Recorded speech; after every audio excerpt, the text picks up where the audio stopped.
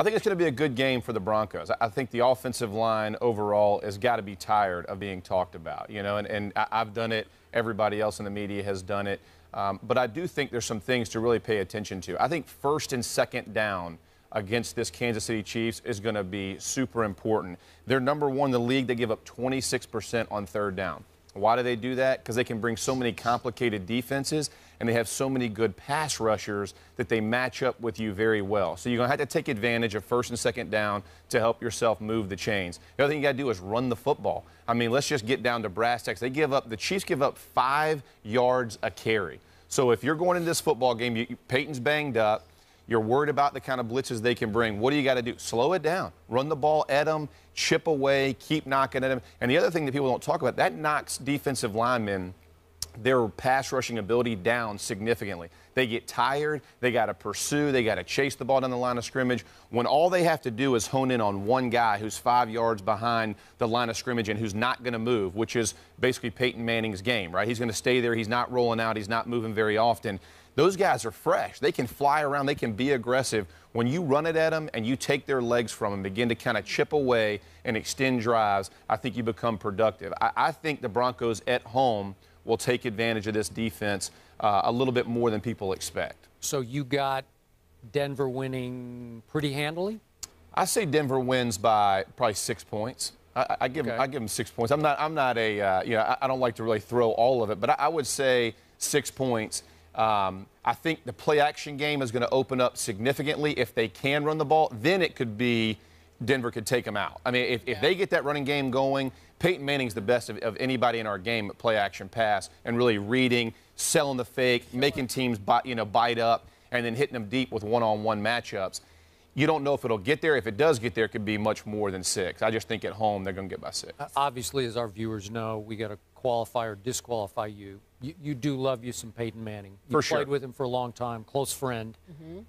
How concerned are you about his health? Because, he's only been sacked 13 times, which is the second fewest, but 6 came in the last 2 games. Right. And he's been taking some shots. Listen, sacks don't tell the story of what's happening here. Not only is he getting sacked, I am very concerned. To answer your question, very concerned about his health. Mm-hmm. Not of the neck, but he is getting crushed, physically abused by people's defensive fronts. The Colts, they've had 8 sacks in the last 3 games.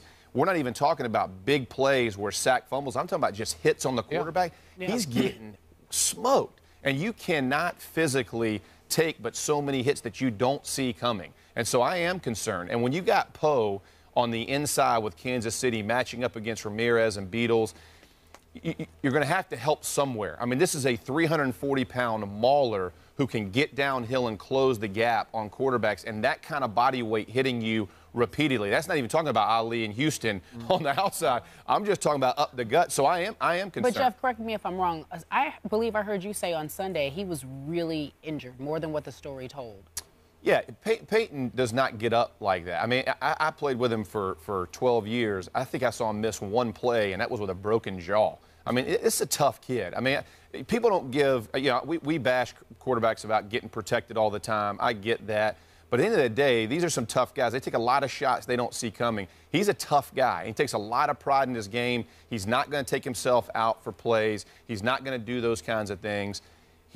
When he gets up limping like that and going to the sideline, and you can see he's showing the opposition, hey, I am hurting. Wow. He is hurting. I mean, otherwise he'd pop up, look at you, bring you the huddle, but hey, give me 20 seconds, guys. Okay. I got hit right there. I need to get my breath. So will he be handicapped at all by the ankle this Sunday?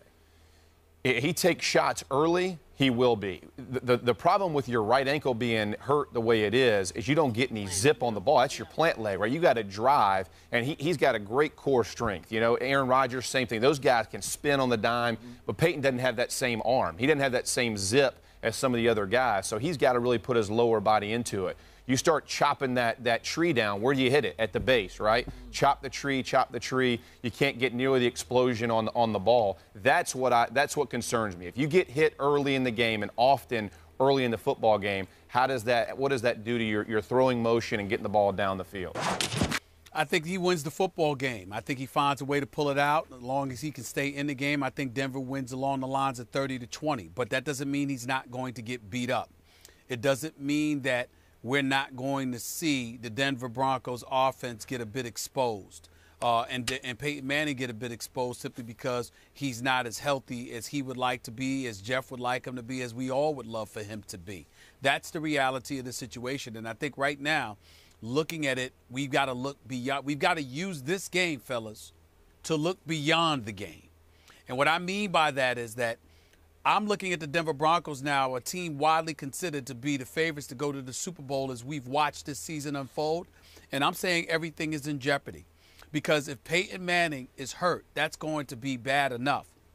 But then when you combine it, Jeff, with the fact that the offensive line is suspect due to injury to some degree and a couple other guys not getting the job done.